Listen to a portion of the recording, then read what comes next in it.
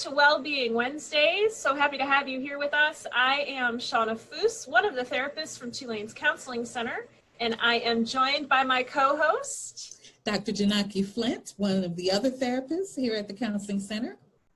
And we are joined here by one of our wonderful campus partners, Sienna Abdullahad. She is the director of the Office of Multicultural Affairs over at the Carolyn Barber Pierre Center for Intercultural Life.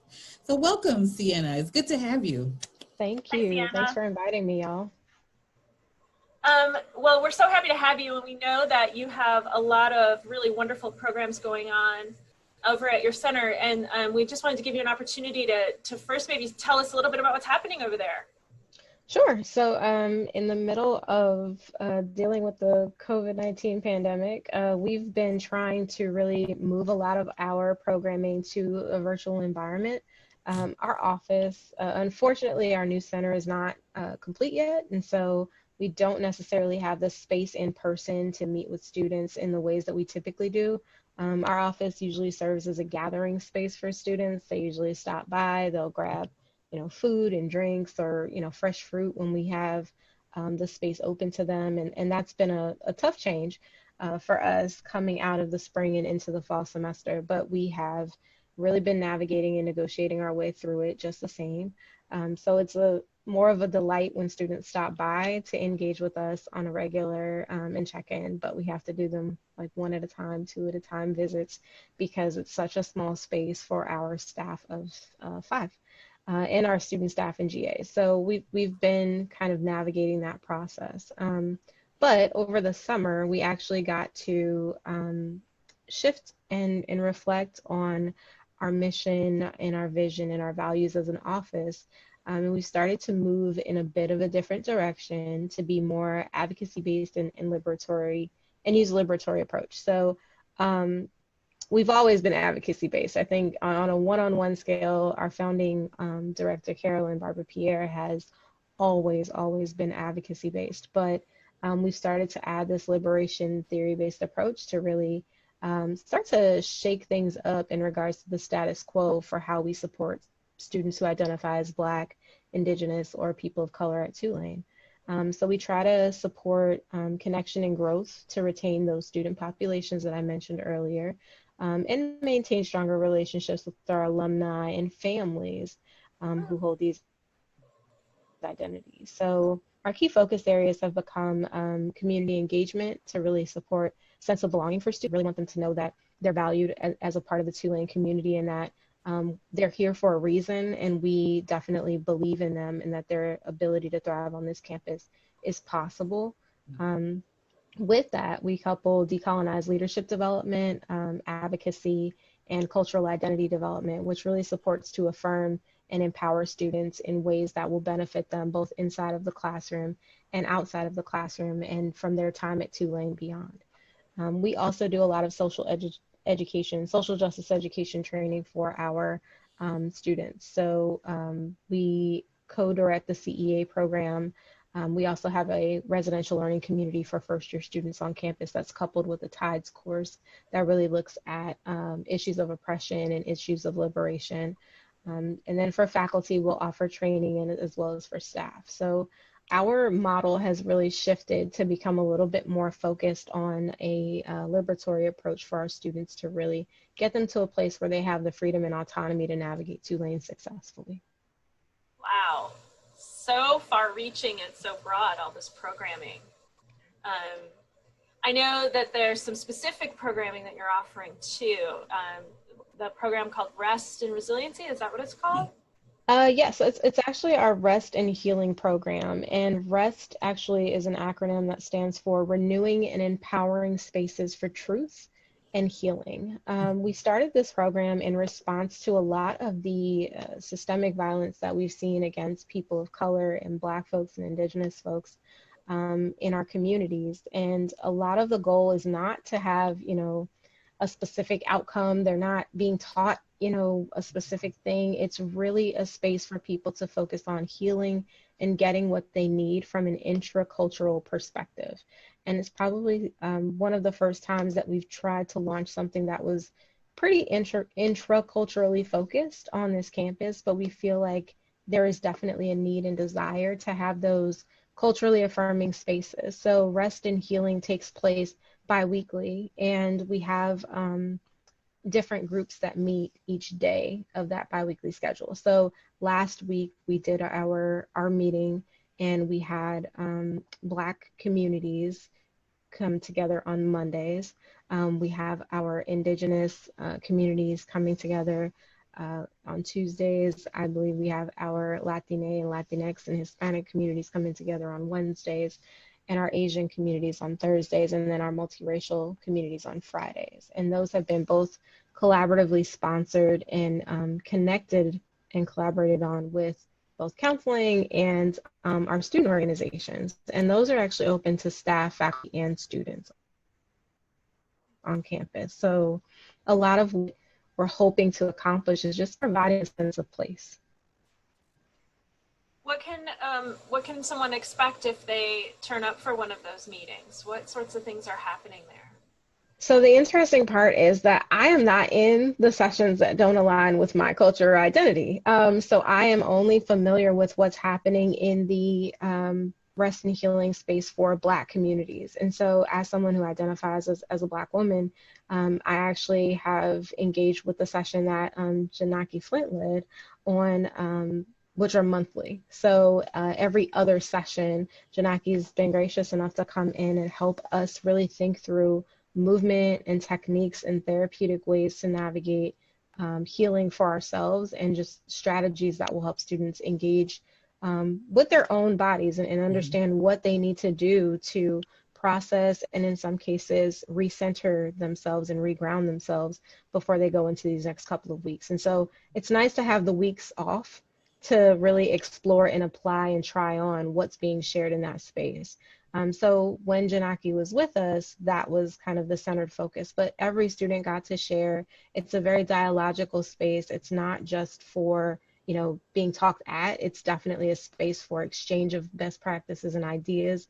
So there's space for lived experience as well as expertise. And so we're really hoping that it becomes more robust throughout the semester, and that faculty, staff, and students find a place to connect that doesn't have the power dynamic of the classroom or the power dynamic of other spaces on campus. It really is about centering well-being and really connecting with each other within our communities.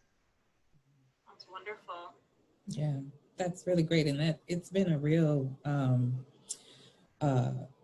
honor to offer that, to be in that space with students who are pointed in that direction, who need to are just trying to figure things out, like in this setting. There's a lot going on campus this semester. We have what people call the two viruses of COVID-19 and racism, right? And so being able to provide any service around body agency, how that helps you to heal, good nervous system health, and to introduce students to those concepts, right, in terms of their own healing and how they have a hand in it. Every student comes to us with a level of power that sometimes they may have, I always say, may have gotten off that path to it. And so being able to have organizations like OMA and having the foresight to invite me, a clinician, to come in and to offer those things and offer them from the perspective of the tradition, the perspective of the history, language, traditions, and culture of that particular group has been deeply rewarding for me. Yeah, definitely. The program was initially inspired after our staff read Mysere Keels's Campus Counter Spaces, which is focused on Black and Latinx students' search for community at historically white institutions. And so we really try to inform our work and our programming by what the literature says we should be doing, but also from our lived experiences. And I think we were definitely in need of counter spaces for our communities. And this may be something that doesn't hold, for every single community, or it may be something that grows into, even sub-communities of different nationalities and ethnicities.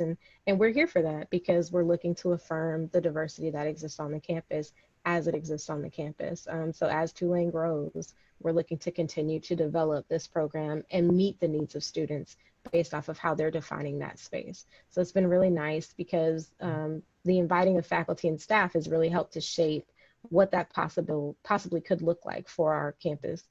So it doesn't have to be restricted to a caucusing model or restricted to a specific type of outcomes-based thing. It's literally a space to affirm and to heal and to really just acknowledge the realities that we're dealing with on a regular basis. So we're really grateful for all the participants who volunteered to co-convene, who hold those identities in those spaces. Yeah, I completely agree with that. I think that it's one thing to identify what people are writing about it, and it's another to identify your own campus culture and to understand how it fits into that. It's not like a one-to-one always. And so being able to identify who you have on your campus and what that culture is like and how those needs get met is critically important. There's lots of writings about these campus cultures and how to navigate these PWI spaces. But I think you guys are spot on in at least making sure that students are aware, they are actively participating in some type of healing space. And I would say the elevation of themselves to really being able to do what they came to do.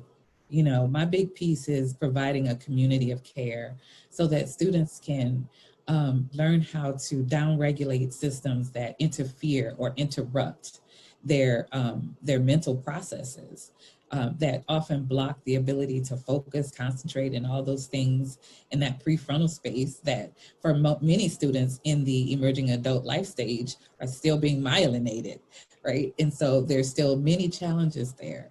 So being able to offer that space couched in this whole cultural counterculture is something that I think is extremely beneficial. Yeah. I think it also gets at this idea of resiliency, which I think our students hear a lot about. You know, you have to be resilient, but that really the way to build resiliency is to give yourself those spaces, either within or without around you, you know, to rest in a constructive way, though. And I think also sometimes our students, because our students are bright, they want to think their way out of how they're feeling. And this is working from the outside in. This is working from the body, at least in the meetings that Dr. Flint is helping out with. And I know she and I have talked many times about the importance of being able to connect into the body in order to help the mind recover and then be resilient to be able to engage in whatever your work is. Mm-hmm. Yeah, start from the ground up. That's right. Start at your feet. What are some other programs y'all are having over there, Sienna? I know there's so many, but what else can we highlight today? Mm-hmm. Sure. So within our office, we've really moved to having our impact through cohort style programs, in addition to, you know, historically having, you know, really open spaces and really large cultural events. We found that it's helpful to offer programs that students have access to in regards to cohort models where they're building community, finding affirmation, not only from our staff, but from each other, and realizing that they are not the only one of the people who hold their identity on campus. So we started a program as a part of the All-In initiative on campus, which is really focused on sexual violence prevention and sexual violence response campus-wide. But we've realized that after bringing in a consultant Mm-hmm. to really talk about some of these programs like sisterhood circles are really beneficial to our students that we support. And so we decided to, again, dig into the literature, and what they were saying was absolutely true. And that does have an impact on, you know, ability to consent and understanding consent beyond the scope of sexual violence, right? But getting to, I didn't consent to you touching my hair, right? I didn't consent to you taking up space that I am entitled to or that I am having access to in this moment. And I think it translates very well into a program that we've designed called My Sister's Keeper. And I really wanted to commit to designing something collaboratively across the campus with the full support of a variety of staff members who hold multiple marginalized identities, and also identified as women inclusively. So we really tried to open this up to folks who are also gender nonconforming, but identify as Black, Indigenous, or a person of color. And so with that program, we work with Newcomb Institute staff. So Gabe Christian Salah is a part of that program. Angelica Blakely, who's in student conduct, is a part of that program. The Office for Gender and Sexual Diversity has graciously allowed Renee Bradley to participate with that program as a staff member, and Letitia Hinton, who is well known in the well for health promotion. So we collectively worked with our GAs last year to design a program that was really comprehensive, and we meet weekly with about 20 to 30 students who identify as BIPOC women, to really just have a full focus on them and on what we think would be amazing tools around self-empowerment, networking within communities of color, addressing the barriers to success for women of color in higher education, sexuality within communities of color, and building healthy relationships, not just our typical heteronormative relationships, but just also our close connections with other folks who share our identities, and then healing after emotional and physical trauma. And so in bringing all these folks from all these different departments together, we got a really great range of expertise and of lived experience. And it really does bring in concepts and notions of spirituality and, you know, culture and heritage and reliance upon our ancestors to figure out what works for us and what makes sense collectively. But it's one of those spaces to where if you are a student who is in a classroom at Tulane, you may feel like you're the only person who's in that class at that time who holds your identities. But you know, every Monday morning, you're going to be around people who look like you, who share your experiences, who may not share your experiences, and who are willing to be vulnerable together in a space that is trusted. And so we've been running that program since last spring, and it definitely has had an improved impact on students' disposition.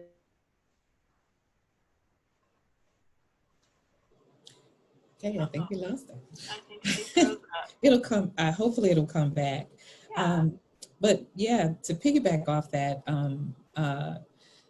those programs are critical. I want to just take a minute to share with everybody that the link to for more information accompanying this recording, you can reach out to and find out more about their programs at interculturallife.tulane.edu /rest. That's intercultural.tulane.edu/rest, REST. So we'll put that in the description with this video, so it's an easy link for folks to find. For sure, for sure. While we're waiting for Sienna to reconnect, I know there's another facet of programming they're doing that has to do with a podcast. And I think you were a guest on that podcast, Shanaki? Yes. I wanted to just tie up the My Sister's Keeper piece, though, because that's a very important piece. Yeah. And but when she gets back, we'll definitely kind of engage in that. But okay. But I will move forward because there's some things that I think she may want to talk about as well on that. But the decolonized leadership development and advocacy. So I showed up for one of their podcasts to do. I did something on which one did I do? Oh, imposter phenomenon and the fraud of imposter phenomenon. And it's a very it's a less spoken about. People don't usually position that that phenomenon as the true fraud. But so I hope everybody gets a chance to listen to it.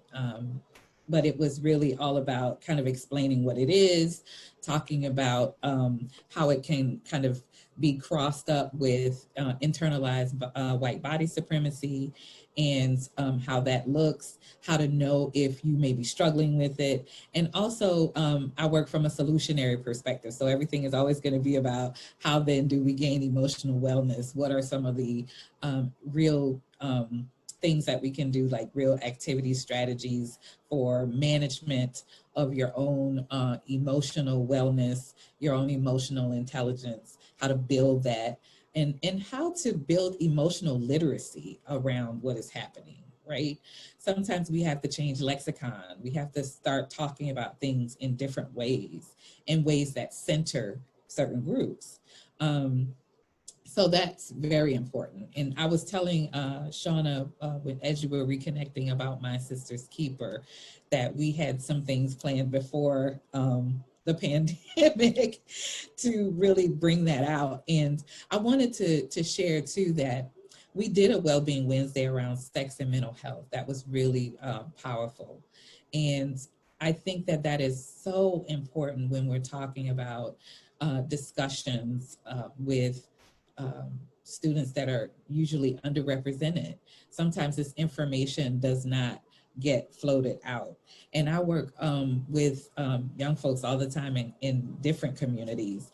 And I can tell you that information is always news, you know. And so it's so important to have a group of people to come together just in honor of those students who might need to hear that. What we're talking also is about trauma work, you know, so it's important to have somebody who understands trauma work. And that is something that I'm uniquely passionate about because I know how people get harmed when people are operating from a standpoint and they don't understand how that shows up.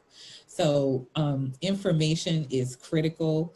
And so I'm always open, and I'm always, whenever Sienna says, can we, I'm like, yes, let's go, you know, because that's so important. These initiatives and programs are just critically important. So thank you for that. Thank you for offering that on campus. And can I ask, My Sister's Keeper, is that a rolling group that people can just come into whenever they feel ready or willing or able? So this year it's been interesting because we've been meeting virtually. Last year we met in person, we have food, we have a group meet, we have every participant gets a passion planner, and we actually go through the passion planner roadmap and we hold ourselves and each other accountable for our goals.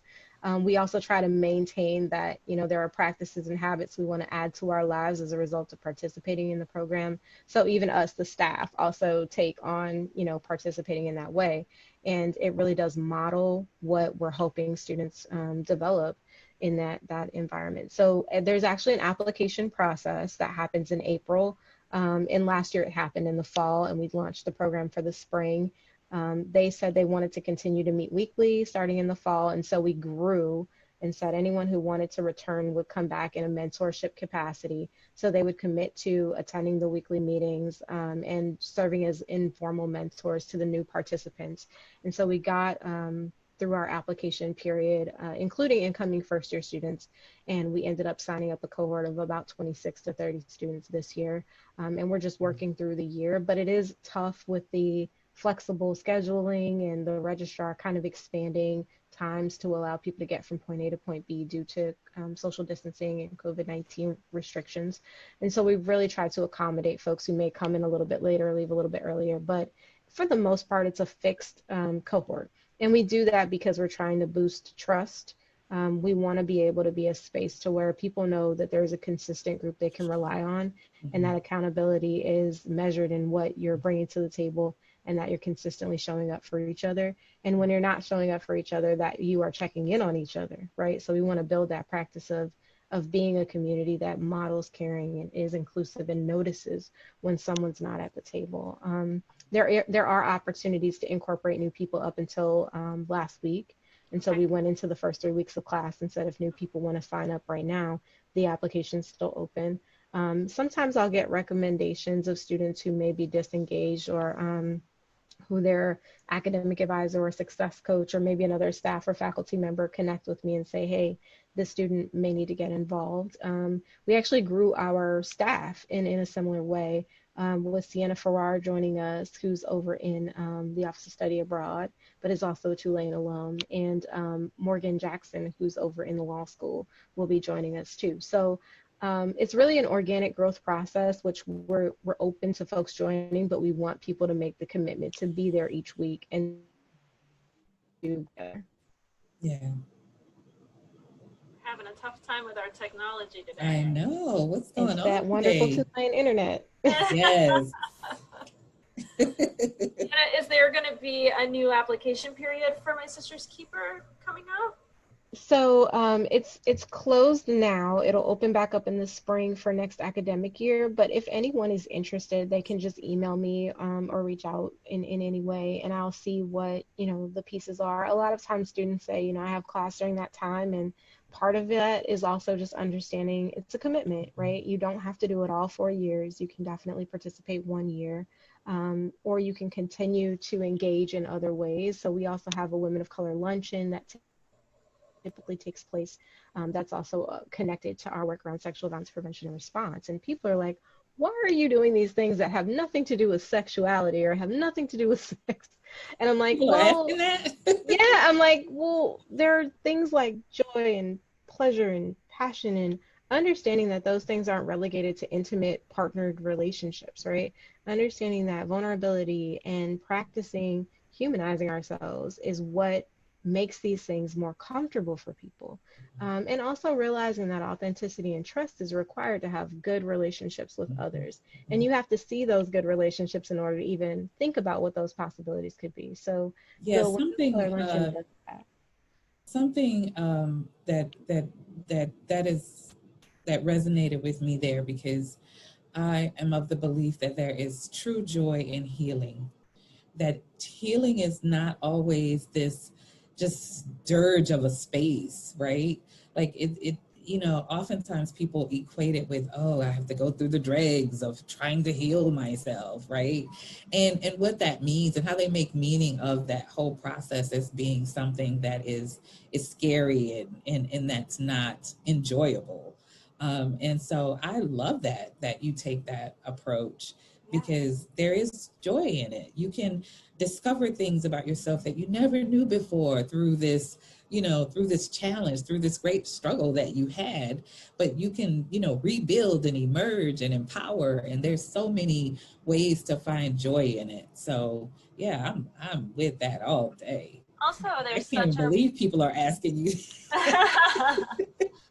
I feel like there's such a remedy in just connection, deep, genuine connection with others. And in this age of social distancing and isolation, forced isolation, for the good of each other, we're isolating, right, to take care of each other. And yet we're losing some of that connectivity that can also be really healing. And it sounds like you're creating these spaces that have trust and cohesion in them. And that's when those relationships can really be a helpful remedy in that process, I think. Which is what's needed, especially now. Yeah. you And I know. think when you think back on your college experience, you think about the meaningful experiences, right? I know a lot of folks are like, we don't do a lot of huge events and a lot of things where people are just constantly learning about culture and experiencing different cultures. But I think that the most meaningful relationships you build can show you a lot more about culture if you build those authentic relationships. So we have such a diverse population in My Sister's Keeper that we're able to actually see those connections get made outside of the space, right? For people to really learn from each other and share their culture and talk about, food and their habits. They're going to the gym together, they're doing things, they're learning from each other. And it's intergenerational. So it's sophomores, juniors, seniors. We got an influx of That's seniors great. this year. So I'm like, I've never seen seniors sign up for programs like this as they're, walking out the door. But that makes a difference between having a bad experience in an institution and having a great experience, or at least a better experience at an institution, to say, I had a very memorable time in that particular program with those particular people, and that changed the way that I experienced Tulane somewhat. And I think any work we can do with that is amazing work. Oh, that's the work. That's the whole work right there. So I really want to leave things better than Yeah. we found them, right? And I want students to feel like they've been, impacted positively at some point during their time at Tulane, if not from their whole Tulane experience. Yeah, it makes them want to stay and complete their education as well. It's great for student thriving and retention, having them here, having those more positive experiences, because there's more to it than just, like one-offs of what we hear. There's a lot that's happening, but there are also a lot of resources. The one thing that I have learned in my time here is that this school is packed with resources. And so, and here we are, and it really does help to have a positive experience, in order for you to feel that I can, one, do the work, and two, I can stick around for it, because not only am I healing me, but now I'm in a position where I can possibly mentor someone else and help them to gain their own agency and healing. Yeah, that's Absolutely. powerful. Mhm. So our other programs, we have our ambassador program in which we hire student staff to come in, and they create a project that they work on that's tied to their academic interests, that's coupled with our mission. And so they're really trying to find really creative ways to solve problems, right? Using the same liberatory approach to solving problems on campus, but also supporting the work of our office with labor beyond that. And so we've had very unique ideas come about as a result. We had a student who came in who was our programming ambassador last year, and her name's Tamia Toomer. She did an amazing job of just creating dynamic programs. So she's like, I want to do a trap karaoke night. And I'm like, absolutely, let's make that happen. And, she showed up. It was 8 p.m. to 10 p.m. I said, can you get people to show up? She's like, I can get people to show up. People showed up an average of 40 people per event that she hosted. And she got the buy-in of the community that she was trying to target. And a lot of it was, coming to me and saying, hey, Black students need more things. We want to do more things. We want to do more kickbacks. We want to do more programming. But then by the time we got to the end of the fall semester, they were having a program to just talk about sex, to just understand sex. And it was like, this is something we think we need. And I'm like, that's that autonomy, that self-authorship, that ability to trust a student to know what their needs are, and to also affirm that they do know what's best for them in a lot of cases, was really powerful. And she's probably one of the best ambassadors that we've had. Another ambassador that we have is Alexa Authorley, who's involved in a number of student organizations, is a finance major, but is constantly developing new ways for BIPOC, queer, and trans students specifically, for our Black, queer, and trans students, but also for our business students who are Black, and helping them navigate their experiences. So she helps me coordinate our peer mentor program for first year students. And she just, again, full self-authorship, takes autonomy, is designing adulting workshops and relationships 101 workshops and leadership workshops for first year students with their mentors to be able to learn how to navigate this campus, but also learning how to find themselves in the midst of all that is COVID-19 and dealing with systemic racism, but also navigating their career choices and their lives, and just understanding what it means to grow in this current reality. Well, But she's Sienna, been amazing with that. how do you see our relationship with OMA and the Counseling Center? How do you see us moving forward and deepening some of our partnerships with you around this type of programming? So I think for us, a lot of it has been relationships, right? I think it started with our relationship, Janaki, and just really thinking about what are the things that we want to see change on this campus in regards to our support for Black, Indigenous, and people of color.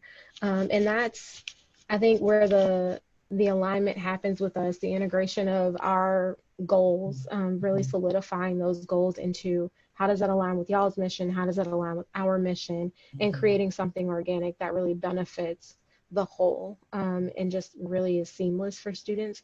So we've tried things and they've not worked, right? We've tried things and they've worked. So I think the ability to fail up, right? And the ability, the willingness to pilot a thing and find a way to make it work where students buy into it and students feel supported by it, I think has been amazing. So I look at My Sister's Keeper, and I also think about your therapy group for women of color. I think that those things bolster, scaffold, and support one another, right? There are students who need a different environment, and there are students who need both. And so I love the fact that they have options, because Mhm. that's another piece that I try to get students to understand is we want you to have an array of options and resources, and know that we know about these things, right? Like Yes. they're not foreign to us, that they're happening in certain cases. And so that therapy group to me is just as powerful as and supportive of what's happening in My Mhm. Sister's Keeper. It's just a different way of showing up and engaging in that space, because you may need more, or you may need a different approach or a different voice, right? I'm not looking to be the end all be all on the experiences of Black women at Tulane, or for students of color in general. So I really look to other folks who hold those identities, who hold the expertise to really advance those goals. And the work doesn't just live with us. I love that Janaki's taken this on in a way that shows the work lives in other places, and that students can find that trusting atmosphere with her and in other spaces. So I think that's been the critical point. Um, I mean, I think it has its flaws, because we're not in a perfect system, and so True. some things may Yeah. fall through the cracks. But I do love that I can say, hey, Jeanette's over there. If she's doing Mhm. workshops for students who identify as Latina or Latinx, Mhm. or Hispanic, and it matters Mhm. to Mhm. know that you can refer students into a space where they'll see someone who looks like them, but also who has Mhm. the expertise to help them deal with Mhm. whatever it is they're facing as a Mhm. challenge on the Yeah. campus. And Yeah, I we keep have those Danny relationships. here too for Right. QT. He can be QT Right. BIPOC, Yeah. sexual and gender diversity. Yep.